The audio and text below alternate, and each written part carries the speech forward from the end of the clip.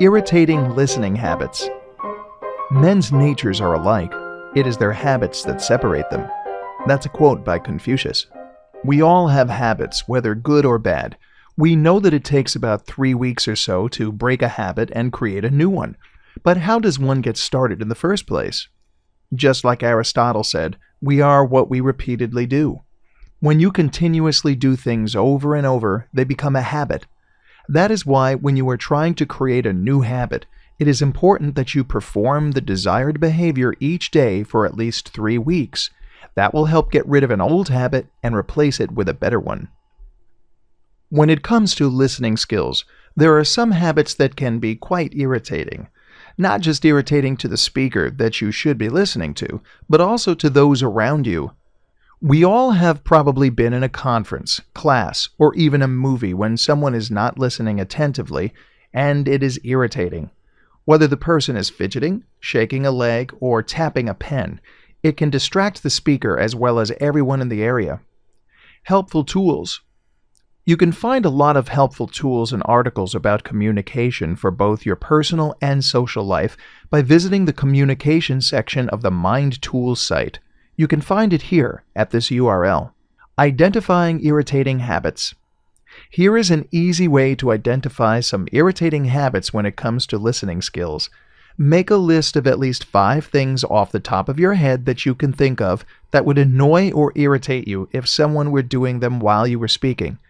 A good rule of thumb is that if a behavior would irritate you, then it will irritate others. Compare your list to some of these other potentially irritating listening habits. 1. Interpreting the speaker for whatever reason. 2. Looking everywhere but at the person speaking. 3. Making the speaker feel as though he or she is being rushed or is a bother. 4. Trying to finish the thoughts of or suggest words for the speaker. 5. Drilling the speaker with questions about every little detail. 6. Choosing to not respond when called upon. 7. Trying to dominate the conversation or top the speaker's story.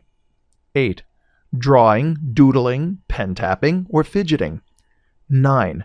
Maintaining a blank expression as if you are not actually listening. 10. Bringing up unrelated topics or stories. 11.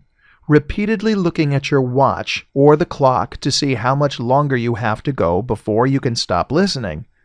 12. Snapping chewing gum or unwrapping candy or food, which makes irritating noises when people are trying to listen. 13. Answering the cell phone or text messaging. 14.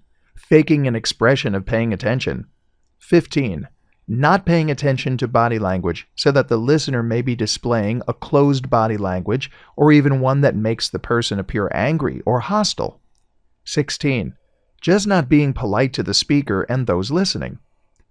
All of these are examples of behaviors that may be irritating to a speaker or someone else trying to listen to the speaker.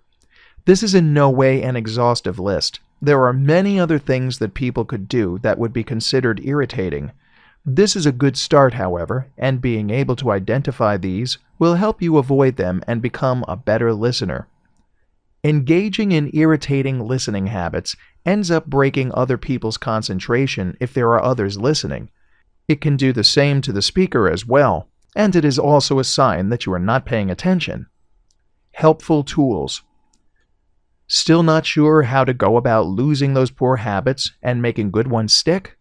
Well, check out this article that offers 18 tricks on how to make new habits stick at this URL. A word about note-taking. By now, you have read several times that while listening, you should not be doodling. That does not mean you should never take notes. There are many times when taking notes is not only appropriate, but encouraged. You can get a lot out of note-taking, and if you are really taking notes, the speaker likely will be able to distinguish that from merely doodling or not paying attention. You will be learning more about taking notes in Lesson 10.